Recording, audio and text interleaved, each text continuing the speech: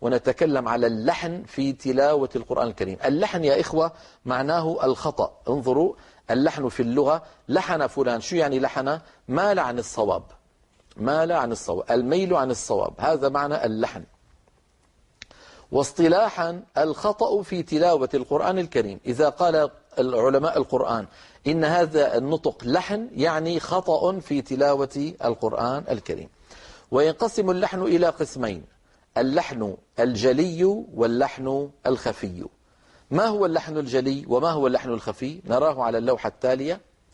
اللحن الجلي هو خطأ يعرض لللفظ فيخل بالمعنى أو بالإعراب.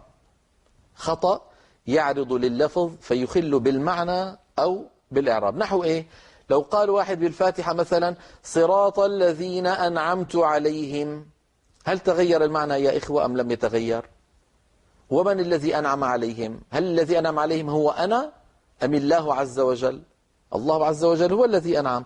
إذن أنعمت عليهم بإيش؟ بتاء الخطاب، صراط الذين أنعمت. فإن قال أنعمت، يعني لو أن إماما يصلي فقال أنعمت عليهم، كل الذين خلفه يردونه ولو كانوا أطفالا صغارا يقولون أنعمت. هل علمتم لماذا يسمي العلماء هذا الخطأ اللحن الجلي؟ لأنه خطأ واضح، كل الناس يردون على من يخطئ به.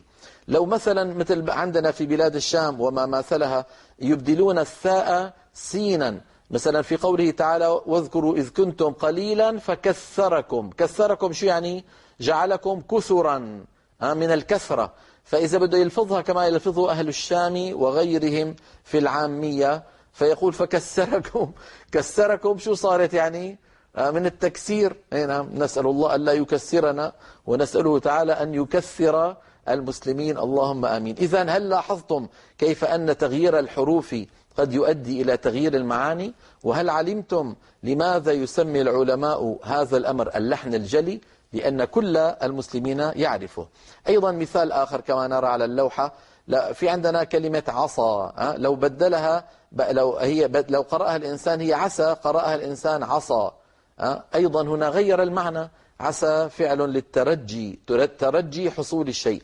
عسى الله أن يتوب عليهم، عسى الله أن يغفر لهم، عسى الله أن يجعل بينكم وبين الذين عاديتم منهم مودة. فإن قال عسى الله غير المعنى والعياذ بالله، بل أتى بمعنى قبيح جدا فقط لأنه فخم السين. فهذا لحن جلي لو أن ناطقا نطق به كل من خلفه من المصلين، لو كان إماما مثلا كل من خلفه يردون عليه وينهونه عنه. كذلك لو في البسملة قال إنسان كما نرى على الشاشة، لو قال بسم الله الرحمن الرحيم، أيضا هذا لحن جلي. هو لم يغير المعنى لما قال بسم الله الرحمن الرحيم، ما غير المعنى لكنه غير الإعراب. فالله هنا مضاف إليه إذ لفظ الجلالة مضاف إليه، والرحمن صفة للفظ الجلالة مجرورة، الرحمن وليس الرحمن. فإذا إذا غير القارئ المعنى أو الإعراب فهذا اسمه لحن جلي كما نرى أمامنا على اللوحة. أما اللحن الخفي وهو النوع الثاني من الخطأ في تلاوة القرآن الكريم، فهو كما نرى خطأ يعرض لللفظ فيخل بكمال صفاته دون أن يخرجه عن حيزه. إذن يبقى الحرف هو ولكن يعني يخل بكمال صفات الحرف، بجمالياته، بكيفية تلقيه عن رسول الله صلى الله عليه وسلم، كما نرى على اللوحة في قوله تعالى سوء العذاب، بترك زيادة المد في الواو. لو واحد عم يقرأ وقال سوء العذاب، سوء العذاب هكذا، هل غير المعنى؟ ما غير المعنى، لكنه ترك المقدار الزائد في مد الواو، ولم يتلقى هذا اللفظ عن رسول الله سوء العذاب، وإنما تلقي عنه سوء العذاب ممدودا هكذا. فلو فعل ذلك فيكون القارئ قد أخل بكمال صفات الحرف. أنفسكم، هذه النون بعدها فاء، نون ساكنة بعدها فاء، فحكمها الإخفاء. لابد من أن ينتقل الإنسان من الهمزة إلى مخرج الفاء، أنفسكم، ويأتي بغنة من أنفه، أنفسكم.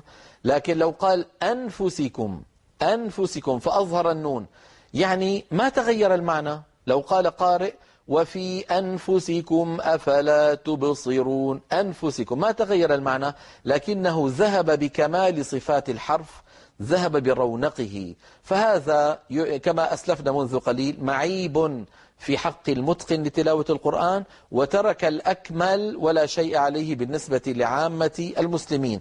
أما على سبيل التلقي والمشافهة فكما نرى على السطر الأخير من اللوحة: ولا بد أن تكون التلاوة في مقام التلقي والمشافهة سالمة من كلا اللحنين. ما معنى اللحنين؟ يعني الخطأ. ولا بد أن تكون التلاوة في مقام التلقي والمشافهة سالمة من كلا اللحنين، يعني اللحن الجلي واللحن الخفي. إذا تلاوة القرآن في مقام التلقي والمشافهة فقط فيها الدقة المتناهية. كل هذا من باب الحرص على عدم تغير ألفاظ القرآن العظيم، وهذا من مزايا أمة الإسلام ولله الحمد.